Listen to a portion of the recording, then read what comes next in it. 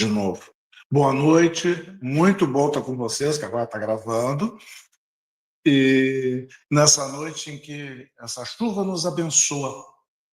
Eu estava conversando comigo, né, quando eu estava vindo para cá, e eu me recordei numa oportunidade, numa celebração lá na Unicinos, que era a inauguração lá num novo prédio, e caiu água, que era uma coisa absurda.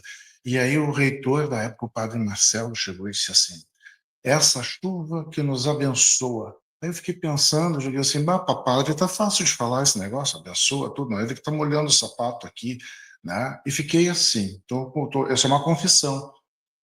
Depois, mais tarde, aí a gente, dentro de uma obra do André Luiz, que eu não me recordo, deve ser Entre os Missionários e os Mensageiros, onde ele fala da importância da chuva, do raio, da trovoada, né, como uma forma de fazer uma asepsia de todas aquelas más energias e tudo que ficam, né, dentro da nossa atmosfera. Aí eu cheguei assim, que vergonha. Primeiro do que eu pensei, e segundo que ele estava totalmente certo.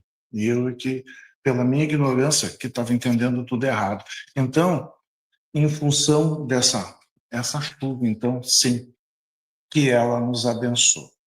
E falando em chuva, em junho vai haver o mês do meio ambiente, né? E tem algumas casas que estão se organizando para fazer algum seminário, alguma coisa. E nós acabamos sendo convidados para participar, então, de um seminário. E nós íamos estudar justamente, né, as leis morais. Aí eu me dei conta de que, tá, mas leis morais, meio ambiente, como é que funciona? E nós chegamos nessa exposição que a gente quer trazer para vocês, e nós não vamos tratar as leis morais em toda a sua amplitude, que não daria tempo, cada lei moral daria pelo menos 2, 3 palestras, né? Mas tentar trazer alguma coisa linkada em cada uma das 10 leis morais ao meio ambiente. Tá? Então, dentro de um primeiro momento, a lei de adoração. Não existe em toda a história da humanidade um povo que fosse ateu. Nunca existiu.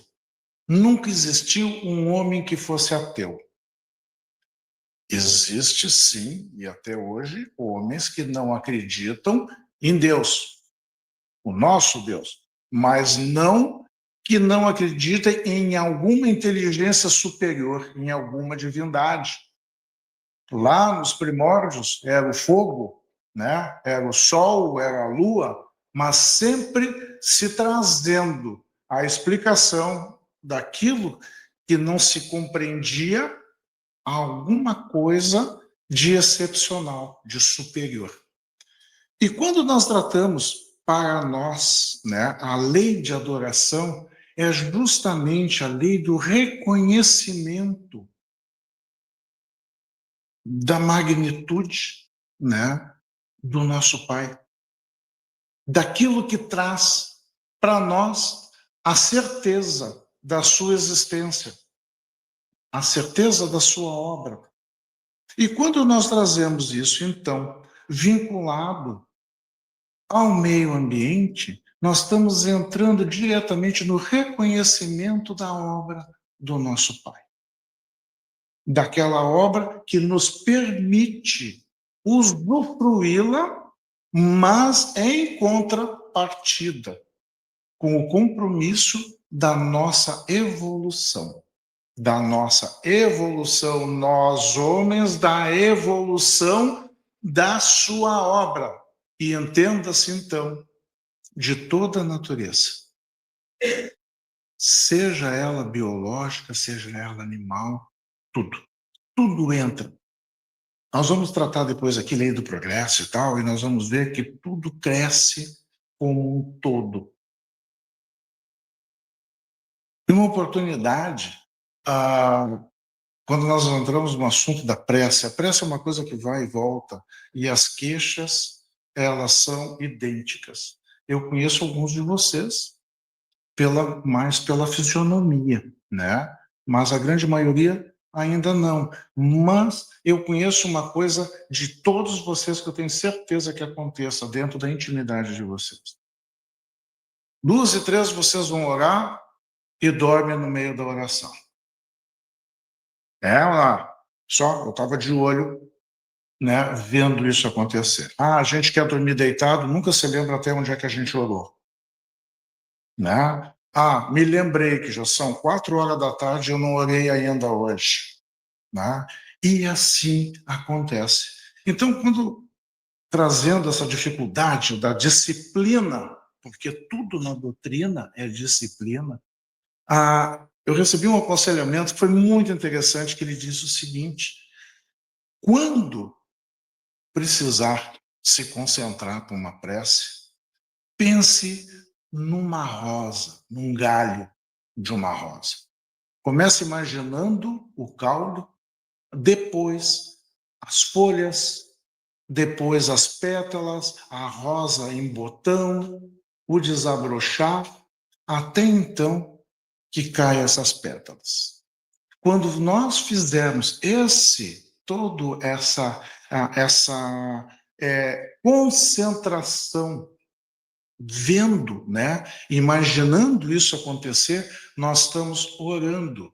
Nós estamos orando porque a rosa é uma das assinaturas da obra do nosso Pai. Então, quando nós nos concentramos naquela beleza ímpar que ele nos apresenta como assinatura da sua obra, nós estamos orando. Porque a oração é nós elevarmos o quê? O nosso pensamento ao nosso Pai. Então, dentro da lei da adoração, a prece, ela cai aqui como uma luva dentro desse contexto. E, considerando o meu algoz que fica ali na parede, nós vamos passar, então, para a lei do trabalho. Tá? E a lei do trabalho, tá? Nós conversamos uma oportunidade, não sei se foi no penúltimo encontro que nós tivemos, que trabalha tudo aquilo que é útil. Qualquer coisa que for útil é trabalho. Nós hoje, aqui, agora, estamos trabalhando, porque esse momento nos é útil. É um momento de reflexão, de alguns de conhecimento, de alguns a consolidação daquilo que já sabiam, escutando com algumas palavras diferentes. Então, isso que nós estamos fazendo aqui hoje, isso aqui é trabalho. Mas o trabalho também, ele se apresenta de 2 formas. Ele tem um caráter expiativo, né? Porque nós temos que trabalhar, isso nos gera desafios, né? Para a nossa sobrevivência, para a sobrevivência da própria humanidade dentro de um todo, né? Então, isso nos traz um esforço, tá? E também para o aperfeiçoamento, não só do nosso corpo, mas também dentro da nossa própria inteligência. Porque uma época atrás, nós entendíamos que trabalho, nós tínhamos que transpirar, nós tínhamos que chegar cansados em casa. E daqui a pouco nós nos damos conta que não é assim. Que não é assim. Justamente aquela dificuldade do trabalho de outrora é que fez com que o homem começasse a pensar numa forma de se tornar mais eficiente, e aí vieram as máquinas, depois vem a tecnologia, hoje tem todo um sistema de inteligência artificial que está a nos servir. Isso tudo é oriundo do trabalho, mas em função também do desafio que se enfrentava antes. Não é concebível que hoje, para nós nos alimentarmos a nível mundial, que nós ainda vamos estar cultivando com uma enxada, com aquele plantador, né, da sementeira, aquela que vai colocando ali em cada buraquinho. Não existe mais essa situação. Tá? Então, há essa necessidade. Então, o trabalho se presta para essa finalidade. Quando nós trazemos isso em relação ao meio ambiente, nós temos que nos dar conta que toda a natureza trabalha. Toda a natureza trabalha. A germinação, o crescimento o dar fruto, né? O morrer e germinar de novo, os animais dentro da procriação, enfim, tudo isso é trabalho também. Por quê? Porque isso tudo é útil. E nós havíamos já logo comentado que trabalho é tudo que é útil. Então, tudo que a natureza faz é trabalho. E a lei da reprodução?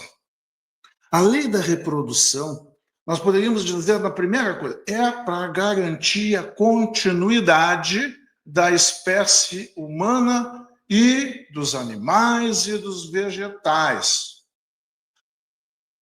Cuidado.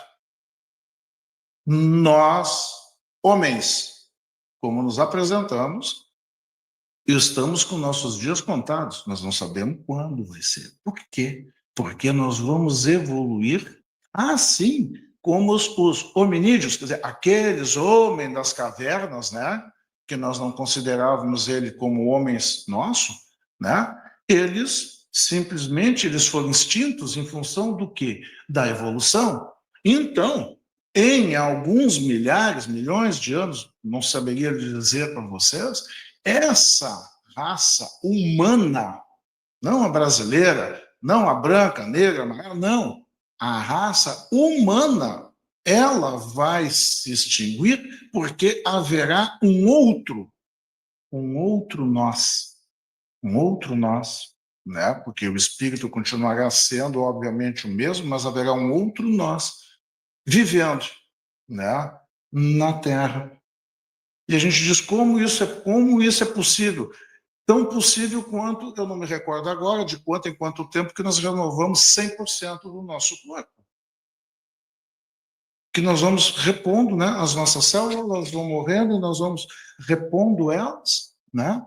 Nos regenerando. Então, é dessa forma que acontece. Então, a lei de reprodução, ela serve, sim, né, para mantermos, né, as espécies que existem hoje, tá? Mas também que dentro das dificuldades, necessidades, desafios com que nós vamos nos deparando, através da lei da reprodução, nós vamos nos adaptando. Se nós compararmos o dia a dia, principalmente de alimentação, tá? Sempre deixando uma geração fora, do nosso avô, do nosso trisavô, do nosso depois tataravô. E nós vamos ver o que eles comiam na hora. Nossa, se eu comer isso aqui hoje eu morro. Tá? Não tenho como fazer isso aqui. O que glúten, nem pensar, lactose, muito menos. Tá? E como é que acontecia? E tem toda uma explicação, porque tem toda uma evolução aonde algo que se fazia necessário naquela época não se faz mais agora. Aí nós vamos dizer, não, mas o problema é o seguinte, lá quando ele tomava leite, era leite. Quando ele comia pão, era pão.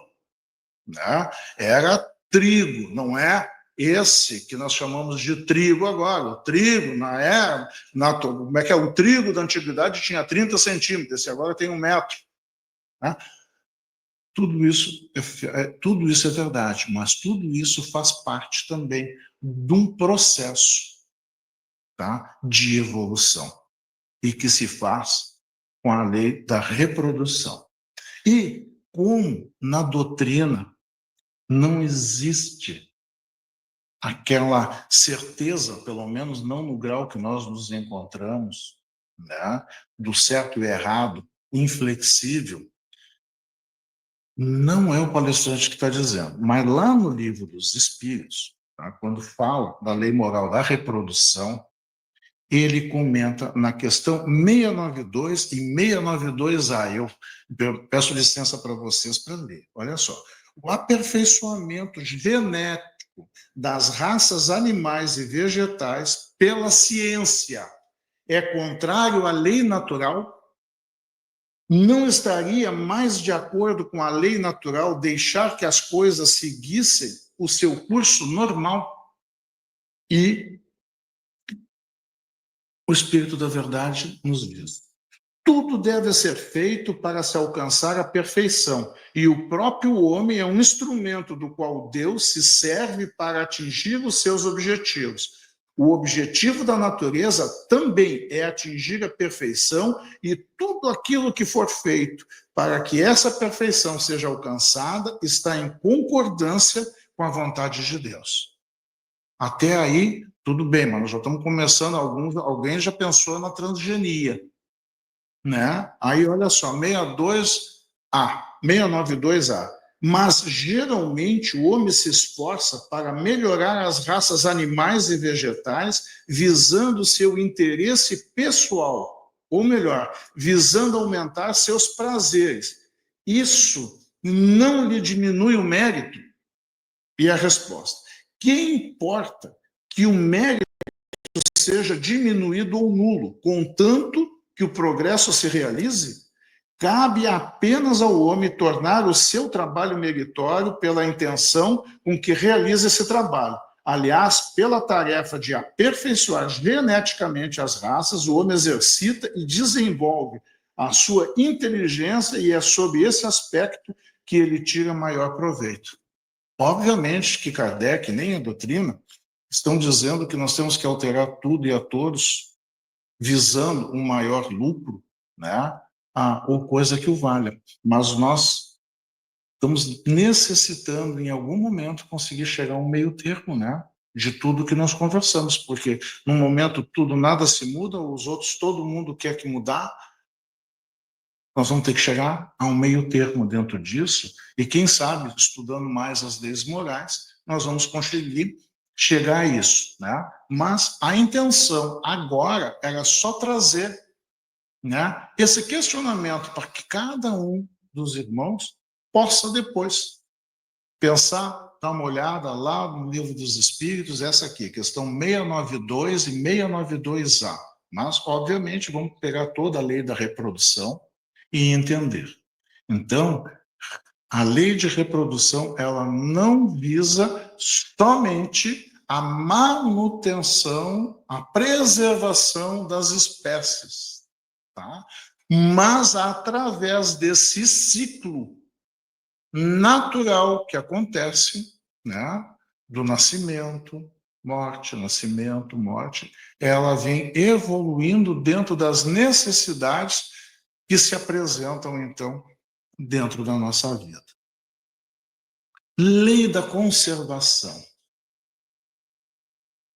Dentro da lei da conservação, tanto o homem como os animais, e inclusive os próprios vegetais, têm um senso de preservação, né? Alguns, obviamente, que ele é simplesmente mecânico, em outros não, né? E por que que nós, né, viemos com esse instinto de sobrevivência, né, com esse medo da morte, né? Por que disso? Porque se nós não tivéssemos disso, o que nos levaria, então, a cuidarmos de nós? Né? Para nós não ia mudar nada. Tá, vou morrer, morreu, pronto. Então, se fez necessário, dentro da nossa programação, né, no instinto, esse desejo, né, da sobrevivência, esse medo, ou melhor, de receio de morrer. E os animais, a mesma coisa, né? Aonde isso faz com que eles, dentro daquilo que eles têm, das ferramentas que eles, com que eles vêm ao nosso planeta, né, encarnados, de como eles conseguem se proteger. E, primeiro, porque é necessário que justamente nós devemos ditar que a natureza evolua. E para a natureza evoluir, ela precisa se manter viva por um determinado tempo. Então, por isso, né, que os animais, então, tentam, dentro da habilidade de cada um, se protege um dos outros, né, dentro das presas, né?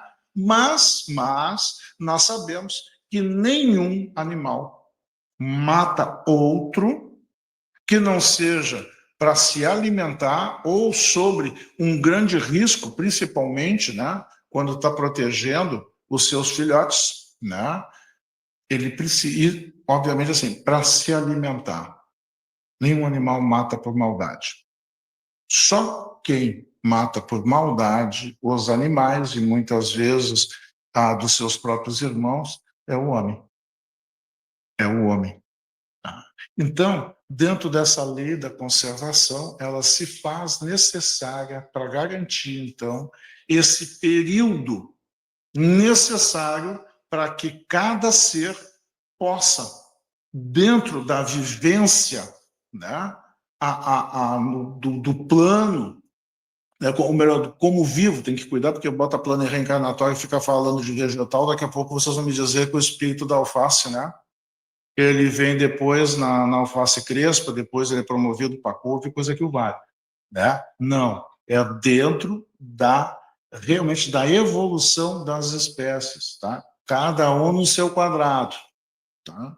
Mas se há essa lei da conservação, aonde é necessário, então, para a nossa evolução, se todo mundo só se conservasse, não tinha mais lugar no planeta para ninguém mais habitar. E por isso, então, que vem a lei da destruição.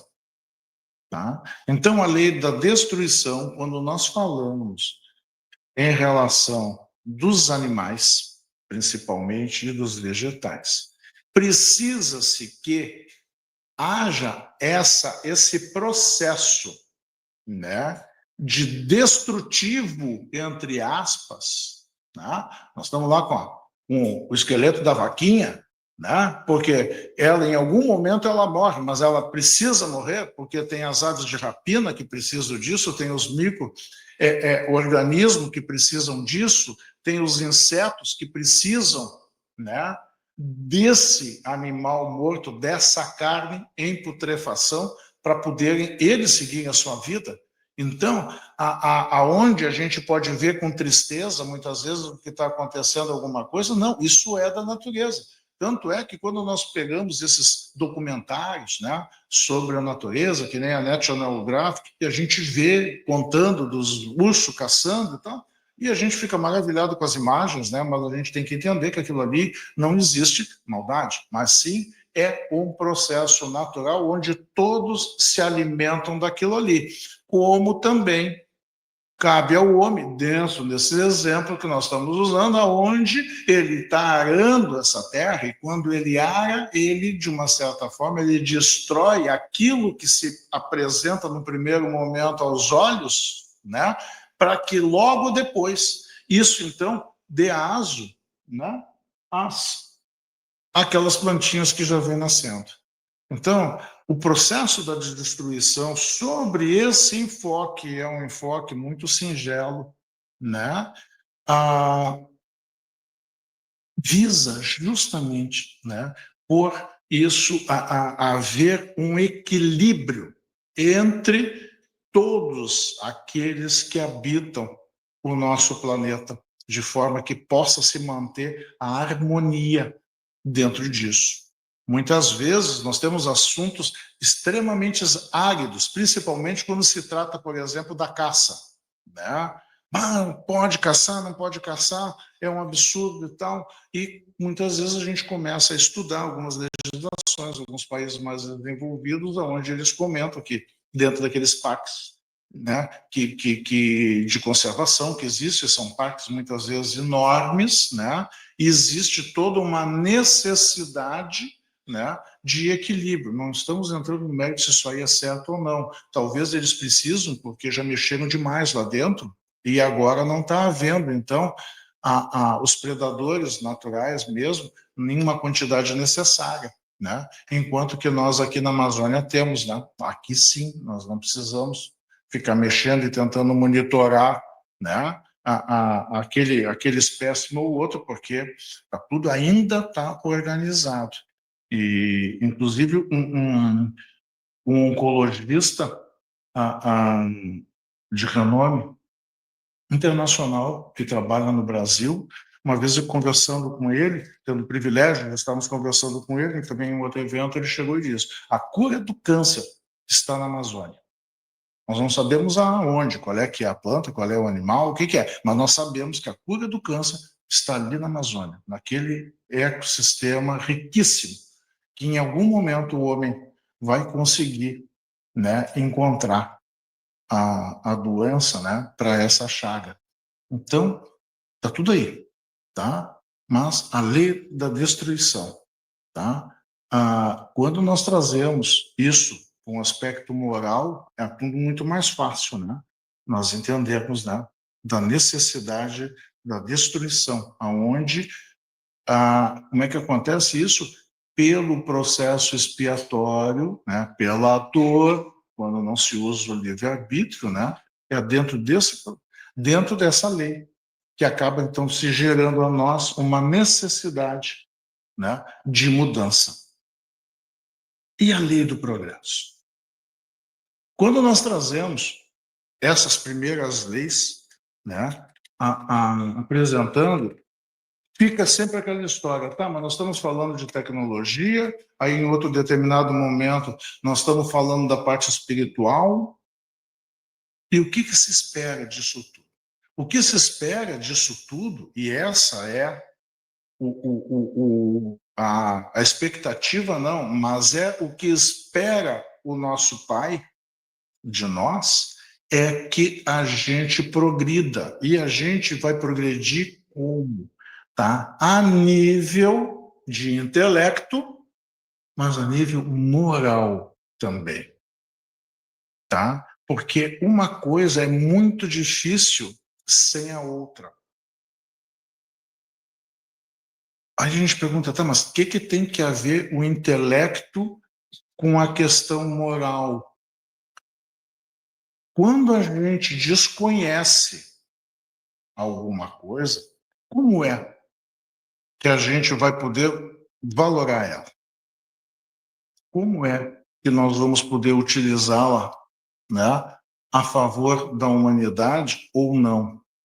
Então, o conhecimento é necessário, tá?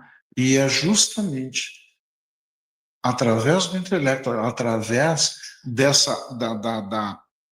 da continuidade da prática do pensar, do raciocinar, do refletir, que nós vamos, então, juntando as informações necessárias, que cada vez vão nos esclarecendo mais, e à medida do momento que nós nos esclarecemos, nós temos, sim, nos atemos a outras questões morais que são necessárias.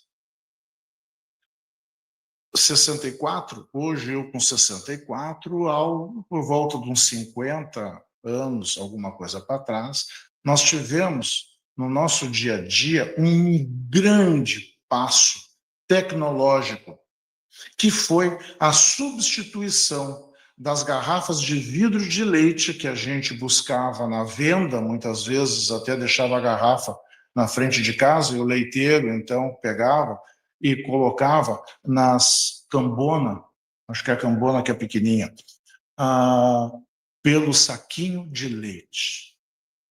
Aqui, a hamburguesa era daqui, não, aqui era a Corlac, né? Aqui em Taquara, tá? O saquinho de leite, tá? Tipo A era azul, tipo B era verde, e o que a gente, todo mundo tomava era o C, que era vermelho, né?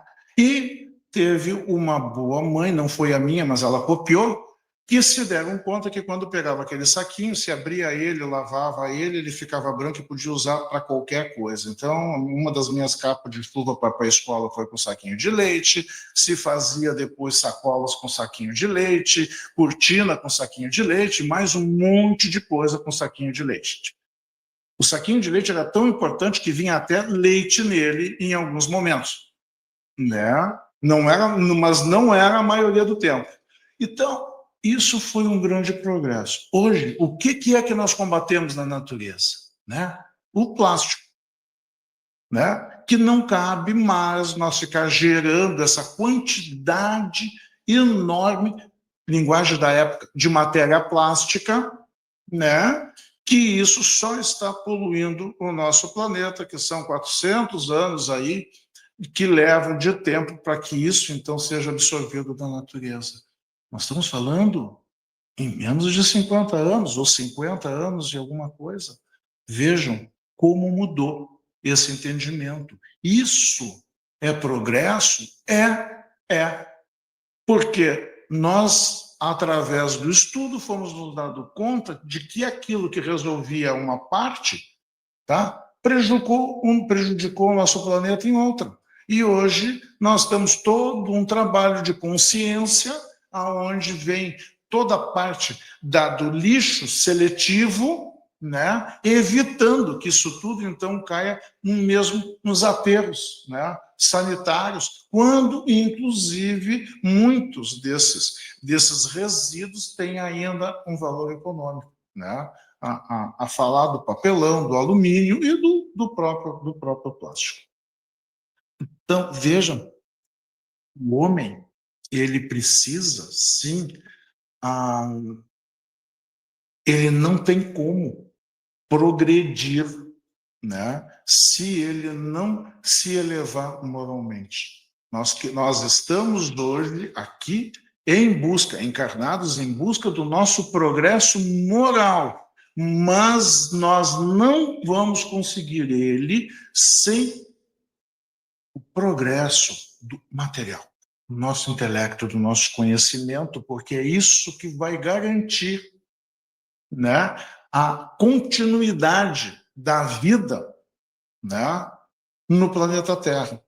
Tá? Para que a gente diz, para deixar para os nossos filhos. Sim, mas se esse argumento não for por sua vez suficiente, digo o seguinte, para deixar o planeta em condições para eu poder voltar novamente. Tá? Porque isso me parece, tá, que é certo, que isso vem acontecer. A lei da sociedade. Não há como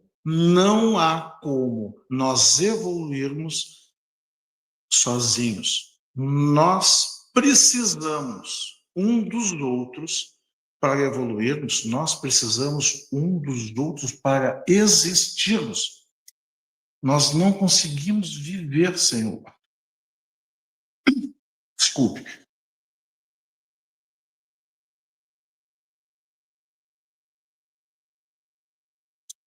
Então, a relação social entre os homens, ela é obrigatória. Ela é obrigatória. Mas também a relação social junto com todos os outros, atores da natureza, também é fundamental. Porque só viver com o homem dentro de uma redoma de vida, em quanto tempo realmente isso vai acontecer? Que vai permanecer? De onde é que vai vir o alimento? Né? Da onde vem o vestuário? Enfim, tudo. Vamos nós, sem nenhuma janela, ficarmos aqui alguns meses e vamos ver o que vai acontecer conosco dentro de um processo depressivo, né? Onde não se vê nada, a gente está vendo só as paredes, né? Com exceção daquela obra maravilhosa de arte, né? Daquela árvore que a gente não cansa de ficar olhando para ela. Então, assim, a lei da sociedade, ela está diretamente ligada à coletividade. E dentro dessa coletividade entra tudo, entra todos os atores da vida, tá? Lei da igualdade. Quando nós tratamos a lei da igualdade, nós estamos falando aonde, tá? Nós todos somos iguais mediante Deus, não temos dúvida sobre isso. Mas aqui nós queremos dar um outro enfoque, aonde a lei da igualdade é onde o fraco vai cuidar, ou melhor, o forte vai cuidar do fraco. E isso nós temos o grande ensinamento dentro da natureza. aonde nós vamos ver duas coisas. Nós vemos um processo seletivo, é verdade, mas aí nós estamos entrando lá dentro do progresso, nós estamos entrando dentro da lei da reprodução, quando aquele animalzinho que nasce com algum problema, ele é deixado para trás e ele, então, dá sequência ao ciclo da vida, onde ele acaba, então, alimentando outros animais que precisam dele, dele como alimento para dar continuidade. Tá? Mas eu me refiro daqueles outros aonde eles trabalham de formas coletivas, os animais, um ajudando o outro. Tá? Então, a mesma coisa dentro da natureza. Eu não me recordo, mas há alguns anos, poucos anos atrás, houve uma grande reportagem sobre o sistema de interligação das florestas, das raízes das árvores, uma com as outras. E foi uma coisa incrível, porque não fazia muito tempo que tinham lançado aquele filme do Avatar, né? E daqui a pouco se descobriu que o Avatar estava aqui já, que essa floresta, as nossas florestas, elas têm uma interligação, né, elétrica entre as árvores, né? E um dos sentidos que os cientistas descobriram, e isso faz com que as mais novas ajudam na alimentação da mais velha, né? Fornecendo para ela a seiva necessária, né? Para que ela se alimente, e usam do conhecimento dela, olha só, tá? Cuidam de toda aquela biblioteca genética que ela tem para sobreviverem agora, porque uma árvore que já durou lá 800 anos, tiveram pragas que dizimaram florestas daqui a pouco, e aquela árvore sobreviveu. Então, tem dentro dela, né, dentro do DNA dela, tá, aquela proteína, enfim, alguma coisa que foi que fez com que ela sobrevivesse. E então, essas outras árvores menores, em cima disso, elas se fortalecem e aprendem a sobreviver. Interessante, né? Isso é com o todo. Tá? Então, a natureza se protege, né, através aonde o forte cuida do fraco. E é o que nós esperamos, que todos nós somos filhos de Deus, todos nós sabemos. O que nós esquecemos é que, em razão disso, todos nós somos irmãos. E isso nós esquecemos. E, infelizmente, nós falhamos, porque nós tratamos muitas vezes a outros seres humanos como se não fôssemos irmãos, que fossem adversários, né? Aonde nós travamos guerras, aonde nós criamos, nós os escravizamos e coisa que o vale. Então, a natureza está muito, muito mais na nossa frente quando a lei é a da igualdade. A lei da liberdade. A lei da liberdade nos traz justamente a faculdade de nós decidirmos daquilo que melhor, né, do melhor uso que nós fazemos do nosso planeta para a nossa evolução. Nunca esquecendo que, dentro dessa lei da liberdade, nós temos, né, a ação e reação, como é que é? A lei de causa e efeitos, e isso tudo aparece. Nós tivemos uma amostra, né, que da liberdade que nós estávamos usando mal foi justamente quando, com a pandemia do Covid, e depois de 30 dias, um pouquinho menos, um pouquinho mais, e todo mundo ficou em casa, né, as baleias começaram a chegar nos portos de novo, né, onde não se tinha registro, né, de alguns países, né, da última vez que apareceu alguma baleia na entrada de Porto, e eles estavam lá. Então, olha, que não precisa de tanto tempo para algumas coisas logo voltarem, então, como era antes. Então, a liberdade que nós temos de usar, né, aquilo que o nosso Pai nos confiou, né, em prol, tá, da evolução do planeta, não nossa só, do planeta, porque tudo que pertence nesse, que está nesse planeta, pertence ao nosso Pai, não é nosso, tá? E por isso nós temos que ter muito cuidado com a liberdade. E lei, justiça, amor e caridade. O homem, ele vem já dotado de uma sementinha de justiça dentro de si. E é justamente aonde está o que? A nossa consciência. Né? Nós nos incomodamos com aquilo que nós sentimos como injusto, seja que façam a nós ou que nós façamos a outra. Né? Muito diferente de quando nós tratamos de justiça em função das leis nossas, né, do homem e dos julgamentos que se faz, que isso não tem nada a ver uma coisa com a outra, porque dentro da legislação, né, dentro das leis do homem, nós trazemos isso dentro de uma forma a estabelecermos determinados procedimentos que se entende que não são adequados. Mas, na paralela, a gente muitas vezes usa isso ao nosso favor para chegar em algumas coisas que nós até sabemos que é injusto.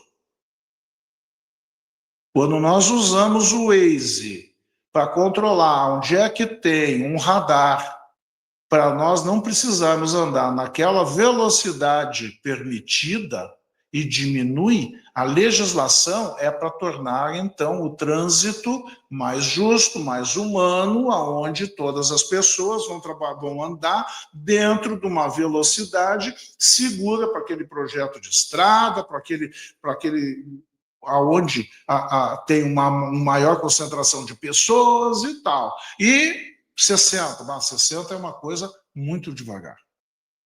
Nós estamos com carros hoje tão bons, é muito devagar. Né? Eu vou andar 80, mas eu vou ficar cuidando no Waze. Quando apareceu o bonezinho aquele do policial, eu tiro o pé e estou fazendo. Tá, e aí? Onde é que está a justiça disso? Nós usamos isso a nosso favor, não usamos? Tá? E eu não estou acusando ninguém, eu uso o Waze também. Então, né? Mas nós temos que ter essa compreensão da justiça, tá? Mas ela está entre nós. A justiça da consciência, aliás, fora o nosso Pai, é a única que pode nos julgar, a nossa consciência. Quando nós tratamos dentro, então, das leis morais, o amor e a caridade, nós trazemos o quê? O amor, né, a essa grande obra que é o nosso planeta. Tá? Essa grande obra que somos nós e que somos todos os seres que aqui habitam. Né? E a caridade é nós cuidarmos disso para todos aqueles outros que ainda estão por vir, inclusive nós, que estaremos voltando. Então, como nós havíamos dito, é uma apresentação muito singela das leis morais, com um certo contexto focado no meio ambiente, que nenhuma novidade foi apresentada. Mas é necessário que de tempo em tempo a gente reflita sobre isso, né? Nos trazendo a um maior compromisso. E nós temos que ter em mente que nós somos exemplo para alguém. Todos nós somos exemplo para alguém. Tá? E quando esse alguém nos vê trazendo ou tendo uma conduta adequada, né, de responsabilidade para com o meio ambiente, nós acabamos de plantar uma semente que vai vingar, né, na evolução, né, da espécie humana e da natureza também como um todo. Então, todos nós temos essa responsabilidade. Não vamos pensar que qual é o problema de eu jogar uma latinha de refrigerante fora no chão, ou um papel, né, que nós desenrolamos aí uma bala e jogamos no chão, sobre aquele argumento terrível, que se eu não fizer isso, o rapaz lá, o gari, não tem trabalho. né? Que coisa horrível de a gente pensar nas duas situações, né? Tanto dele, que precisa viver da sujeira que nós fazemos, né? Como também da falta de consciência ambiental. Então, nós somos um exemplo, né? Não vamos correr o risco, né, de nós sermos um mau exemplo para aquelas pessoas que talvez vão ter uma oportunidade só nesse ano de ver alguém, né, pegar e dar mais 4, 5 passos para o lado, né, para colocar então o papel do chocolate ali no lixo, né, de buscar até ali, que aquele que caiu no chão, já aproveitar ali e pegar. O papelzinho do estacionamento, quando a gente entra no estacionamento, que a gente passa ali depois, né, na cancela, e muitas vezes a gente tem que ter um cuidado, porque a gente sempre erra aquele cestinho, que eles também não ajudam, né, que eles botam um cestinho pequeno, quando a gente vai colocar aquilo voa e cai no lado. Ah, mas vocês querem que eu desça do carro para pegar? Não, eu quero que vocês não coloquem ali, peguem ele e botem no cestinho de papel que a gente tem que ter dentro do nosso carro. Para o dia quando a gente vai lavar, pega e se retira. Então, são essas reflexões, né, que nós trazemos para vocês. Novamente, muito contente por estar aqui, né, e agradecendo, desde logo, toda a paciência que vocês têm comigo, e com certeza isso também vai ser levado em conta, né, dentro da vossa evolução moral. Muito obrigado a todos.